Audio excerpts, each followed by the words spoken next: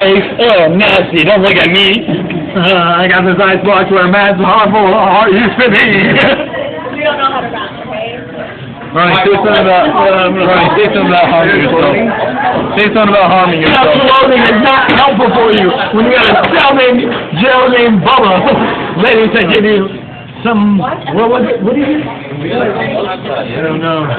Hey, what do you think about harming your son? I don't know. On my opinion, I wouldn't have any experience in that category, so I don't have an opinion on that. Explain the art of self-loathing.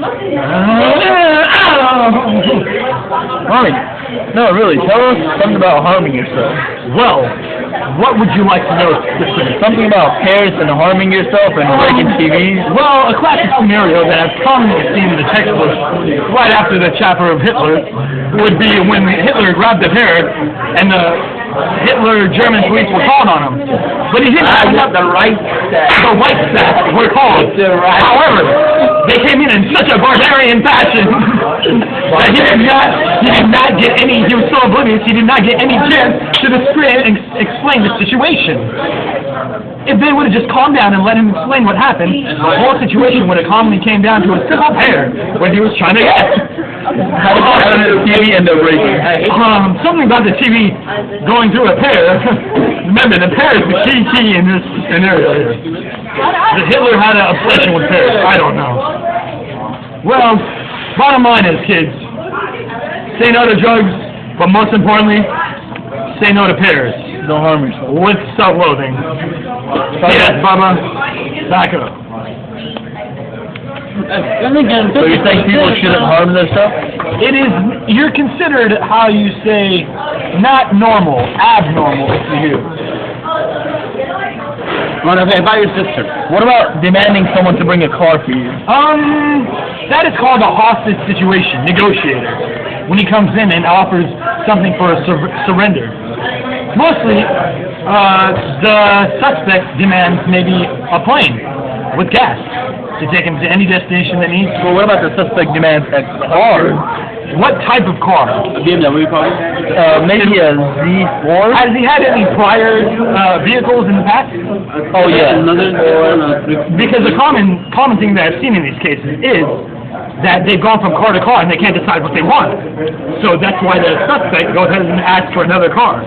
That might be it. Maybe. And when the suspect does not get what he wants with a negotiator, the pair comes into play. Alright, so what's your take?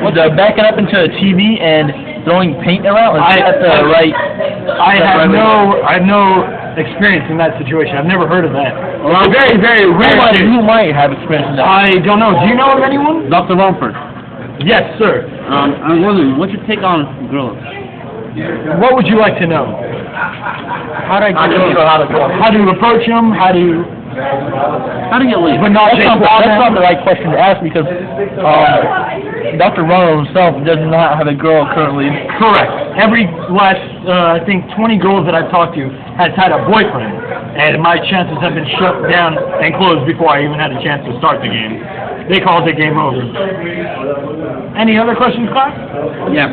You never told me who might have experience in self-loathing and harming themselves. Excuse me, sir. It's not self-loathing. Self-loathing. Self as being yourself, you, and loathing being the demise of discrimination or hate. You gotta feel attention. So self-loathing means you hate yourself.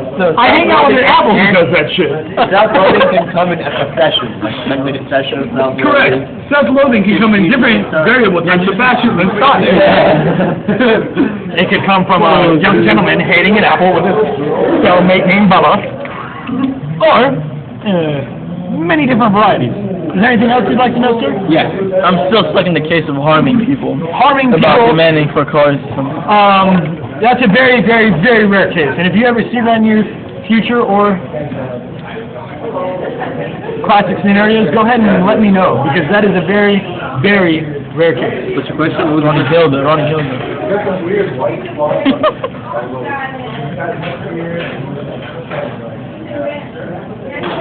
do you love her? Her faces. Ronnie, do you still love her? No comment. You still love her? No. Do you still love Jennifer? No. Oh man. No, it was at my house. Don't bring that back. Is that right? Well, any more questions about the class and anything you'd like to know, class? That's about it, Dr. Ronald. Romford, sir. Romford. Dr. Romford. Yes, sir.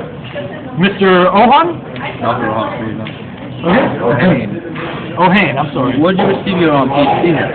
Excuse me, sir? Where'd you receive your PhD at? The University of Princeton. Graduated at the top of my class, valedictorian.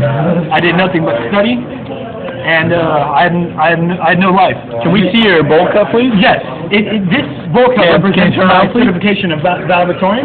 Romford. How many times did you masturbate while I was studying? It was on an hourly basis. I learned everything I know from a good colleague of mine. His name is Daniel Essar. Daniel Essar. Oh, wow, there he is right now. Hey, The man himself. Dr. Daniel. Dr. Daniel. They'd like to ask him a couple questions. We're in the middle of a lecture. They have a couple questions for you, sir. All right, Daniel. What's your take on the person that gave Ronnie the doctoral degree?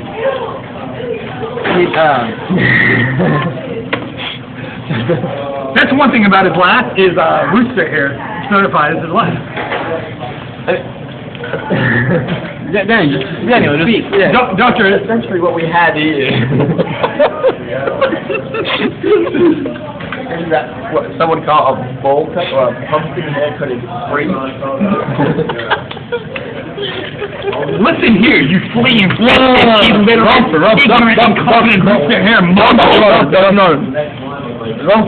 interfere with the question. Don't interfere with Dr. Daniel. What's your take on the person that gave him the doctoral degree? Or the... A pumpkin haircut is free, okay? With various variations.